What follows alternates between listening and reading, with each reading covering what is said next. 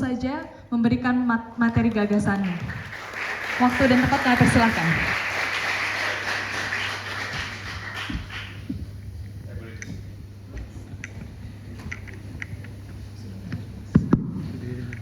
Bismillahirrahmanirrahim. Assalamualaikum warahmatullahi wabarakatuh.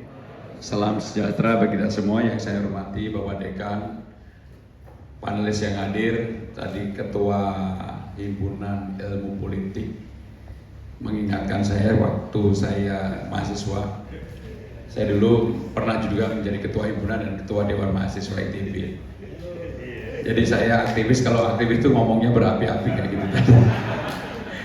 Bapak Ibu dan saudara-saudara sekalian, yang pertama saya terima kasih atas undangan ini, dan yang kedua, inilah pertama kali setelah sekian lama saya nggak boleh bicara di FISIP oleh anak saya, karena pada waktu itu dilarang, Bapak saya mau masuk di FISIP UI tapi Bapak nggak boleh jadi pembicara di FISIP UI katanya.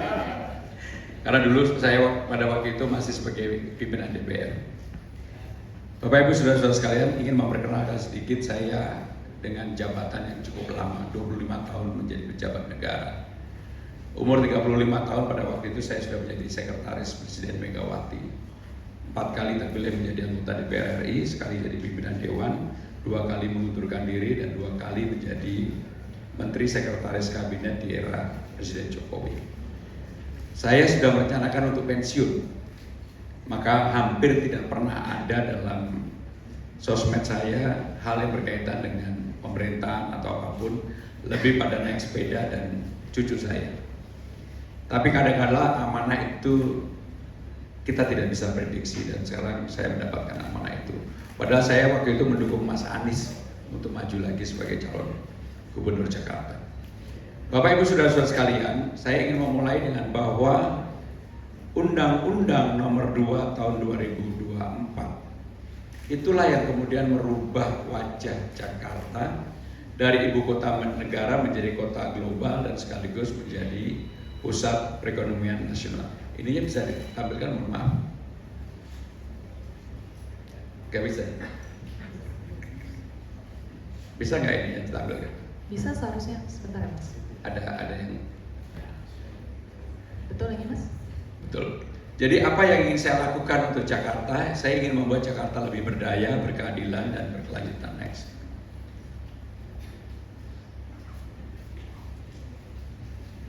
Jadi mohon maaf bisa di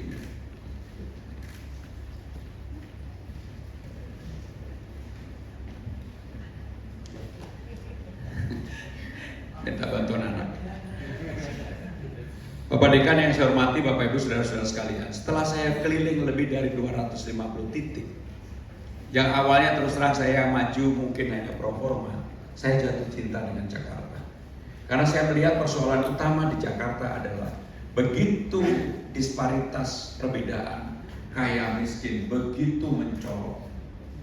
Saya tidak membayangkan bahwa di Tanah Abang, Tanah Tinggi, Taman Sari, Tambora, Pinaksia, masih banyak sekali warga yang betul-betul tidak mempunyai rumah tinggal, tidak pernah melihat matahari, dan mereka betul-betul hidupnya yang sangat terbatas. Bahkan saya bertemu dengan Ibu Suni, dalam satu rumah ada 12 orang, hanya punya 2 tempat tidur, yang tinggal 12 orang. Mereka harus tidur shift sehari 3 kali. Sehingga dengan demikian itulah yang kemudian merubah cara pandang saya, cara berpikir saya, semangat saya untuk fight. Yang awalnya popularitas saya pasti rendah banget, elektabilitas rendah banget, karena memang tidak pernah mempersiapkan diri. Saya fight untuk itu, dan sekarang saya tidak perlu bicara berapa elektabilitas saya. Agak sombong dikit.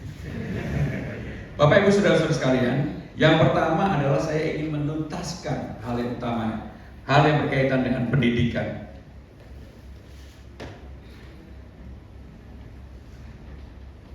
Duduk situ aja. Hal yang berkaitan dengan pendidikan, apa yang ingin saya lakukan? Maka wajib belajar 12 tahun, tidak hanya untuk negeri tapi juga untuk swasta. Saya akan menggratiskan itu, karena apa? Anggarannya Jakarta itu gede banget. Anggaran pendapatan belanja daerah Jakarta 91 triliun pada tahun 2025 ini. Kalau nanti saya bisa mendorong adanya Jakarta Funding, saya yakin ini akan menjadi jauh lebih besar lagi. Sehingga dengan demikian wajib belajar 12 tahun benar-benar saya yakin urusan pembiayaan tidak masalah. Yang kedua yang sering jadi masalah di lapangan, Bapak Dekan, Bapak Ibu Saudara-saudara sekalian, apa yang disebut dengan kartu Jakarta Pintar. Kita telah mengeluarkan KJP itu 520.000. Tapi banyak sekali yang tidak tepat sasaran. Begitu warga mengurus ini, mengurusnya hanya satu tempat di Rawabunga. Begitu datang di Pingpong dan sebagainya, akhirnya banyak masyarakat rakyat yang membutuhkan. Mereka frustasi, mereka pulang, akhirnya mereka tidak bisa mendapatkan yang disebut dengan kartu Jakarta Pintar. Kalau saya jadi gubernur, yang saya lakukan pertama kali, yang harus dirubah, ngapain hanya satu tempat cuma di Rawabunga, maka harus selesai di kecamatannya masing-masing. Kecamatan di Jakarta itu ada 44 kecamatan, sehingga dengan demikian menjadi lebih sederhana, lebih simpel. Siapa yang dapat, siapa yang tidak dapat akan ketahuan. Yang berikutnya akan kami buatkan kartu Jakarta Mahasiswa Unggul, yang orang langsung dikontrak sampai dengan lulus, tidak lagi setiap tahun harus berganti. Kesejahteraan guru kita perbaiki. Saya termasuk yang berpikir bahwa kalau Jakarta mau maju, maka guru-gurunya ini untuk dibuat lebih prestis, gajinya diperbaiki, orang yang masuk menjadi guru itu lebih terhormat. Seperti dulu orang pengennya jadi insinyur seperti saya, atau jadi dokter, atau jadi apalah. Maka buat saya, kalau gaji guru diperbaiki di Jakarta, mereka mendapatkan pelayanan yang terhormat, kedudukan status yang terhormat, pasti orang berlomba-lomba menjadi guru. Dan itu akan saya lakukan. Termasuk guru-guru yang honorer, maka mereka berhak wajib untuk mendapatkan UMR dari yang 2 juta menjadi 5 juta. Sangat tidak layak untuk mendapatkan 2 juta per bulan. Maka pelatihan yang kami adakan, beasiswa untuk guru dan sebagainya akan kami adakan. Next. Apa yang menjadi persoalan serius salah satunya di Jakarta adalah kesehatan. Kesehatan ini menjadi hal yang momok bagi masyarakat. BPJS menjadi keluhan utama. Maka kami akan integrasikan, kami akan permudah urusan BPJS. Banyak sekali warga yang kemudian karena warga tidak mampu untuk mengurus BPJS yang susah, ketika masuk rumah sakit mereka dipersulit. Maka inilah yang harus kami selesaikan. Sehingga dengan demikian kalau saya ditanya apa program utama, nanti saya jelaskan di akhir. Tetapi buat saya yang lebih penting sekarang ini adalah menyelesaikan persoalan-persoalan real di masyarakat yang seperti itu. Yang berikutnya adalah salah satu rumah sakit daerah Cakung itu penduduknya 620.000, nggak punya rumah sakit daerah. Daerah terpadat di Jakarta, seringkali siapa yang sakit belum sampai rumah sakit sudah meninggal dunia. Maka saya akan membangun beberapa rumah sakit, contohnya adalah rumah sakit daerah yang ada di Cakung, rumah sakit baru, dengan cara yang lebih mudah untuk diakses bagi warga Jakarta. Yang berikutnya adalah apa yang disebut dengan pasukan putih untuk memberikan pelayanan kepada lansia. Lansia kita di kampung-kampung itu begitu kasihan sekali. Mereka begitu kesulitan untuk itu. Sehingga ini menjadi prioritas saya untuk diperbaiki cara pelayanannya kepada lansia. Dan saya akan memberikan sarapan pagi gratis. Apakah ini meniru program nasional Presiden Prabowo? Sebenarnya di Jakarta sudah dianggarkan dari dulu, tapi tidak dieksekusi. Maka dengan anggaran yang ada, saya akan membuat sarapan pagi gratis oleh pemerintah Jakarta, siangnya mereka mendapatkan dari pemerintah pusat. Maka dengan demikian untuk warga Jakarta akan menjadi lebih gampang, lebih mudah. Ibu-ibunya kalau pagi bisa senam rame-rame dengan temannya. Apa yang menjadi persoalan Jakarta? Pekerjaan. Sekarang ini PHK hampir 354.000. Di bulan Oktober saja ada tambahan hampir 52.000 di Jakarta. Sehingga ada kebutuhan untuk membuka lowongan kerja hampir 400.000. Kami akan membuka untuk 500.000. Caranya bagaimana? Kami akan mengalokasikan dana pemerintah Jakarta kurang lebih 300 miliar rupiah untuk membantu mendorong UMKM dan terutama perempuan. Kenapa perempuan? Ketika saya masih menjadi Menteri Sekretaris Kabinet, kebetulan saya menangani urusan bantuan-bantuan pemerintah yang disetujui oleh Presiden. Perempuan ternyata lebih loyal, lebih tertib membayar, dan rata-rata mereka tidak seperti laki-laki. Dan untuk UMKM jauh lebih baik dibandingkan dengan perusahaan-perusahaan yang ada. Maka inilah yang akan kami lakukan. Demikian juga akan kami lakukan dengan membuat job fair 3 bulan sekali di kantor kelurahan, kantor kecamatan. Kami juga akan membuat balai latihan kerja.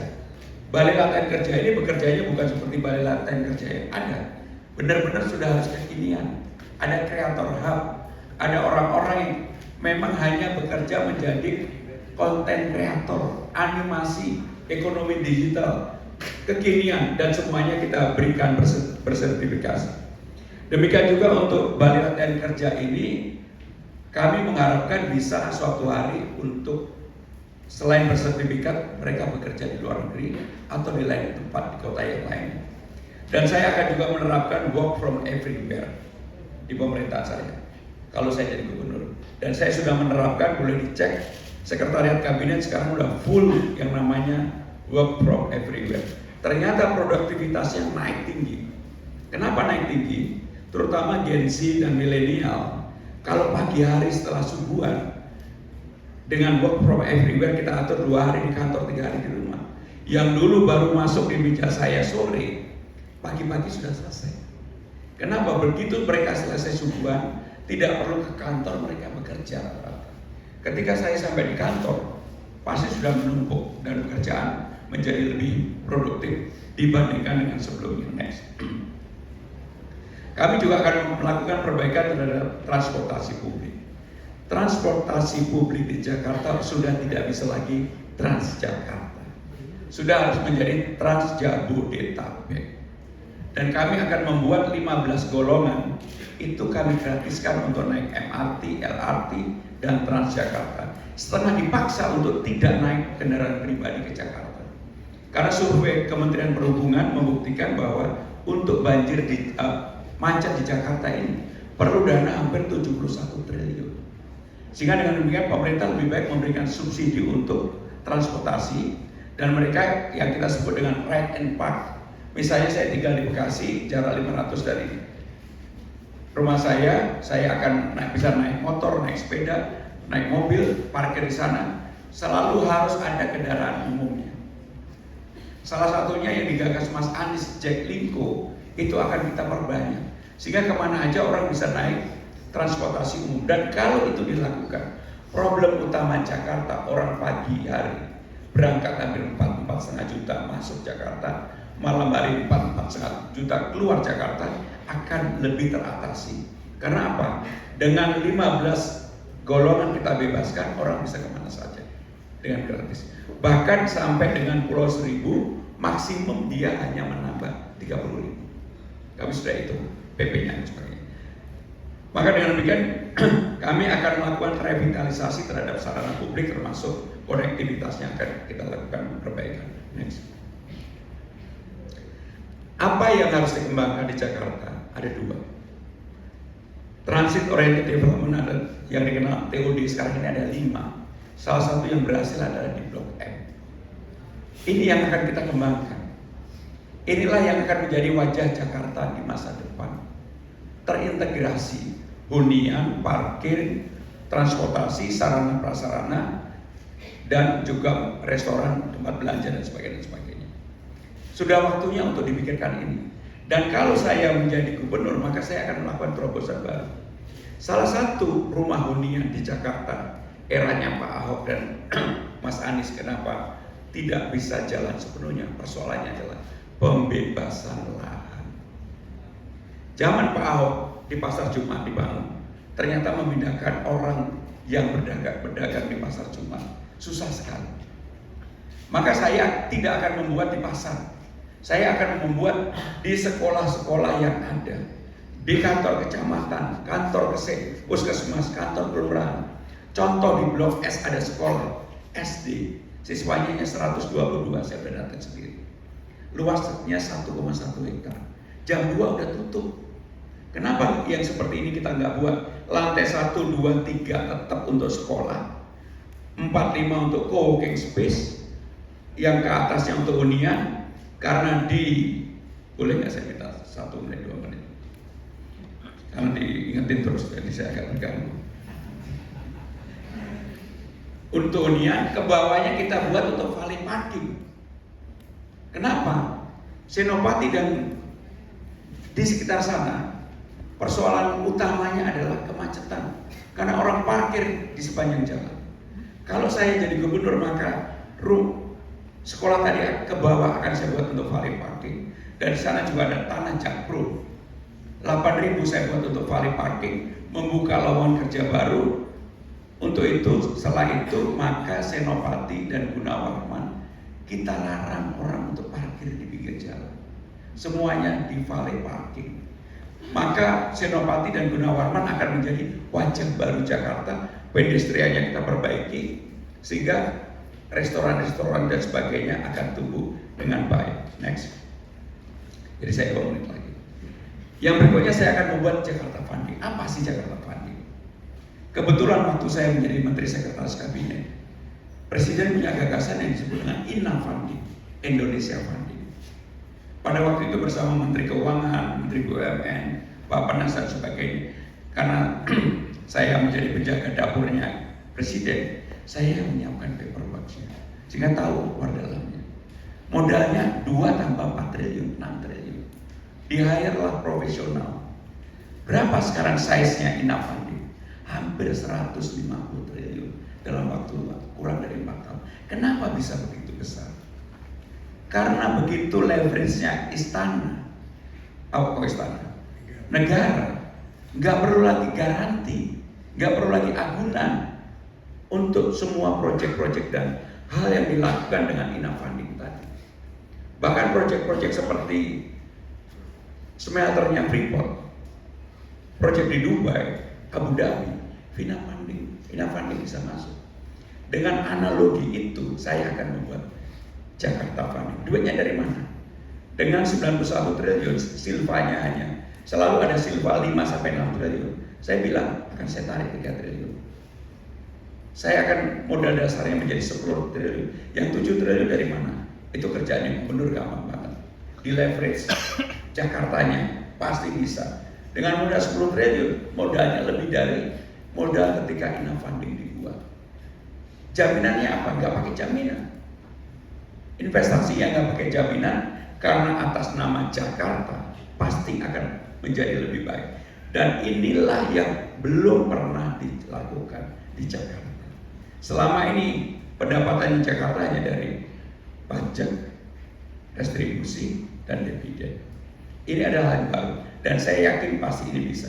Orangnya pun saya udah punya bayangan siapa yang akan mengelola ini. Terakhir, next. Bapak Ibu saudara-saudara sekalian, Jakarta sudah waktunya birokrasinya semuanya digital. Nggak perlu yang terlalu ribet. Kita ada program namanya Jaki. Jaki ini sebenarnya udah sangat bagus, tetapi seringkali ganti gubernur diganti.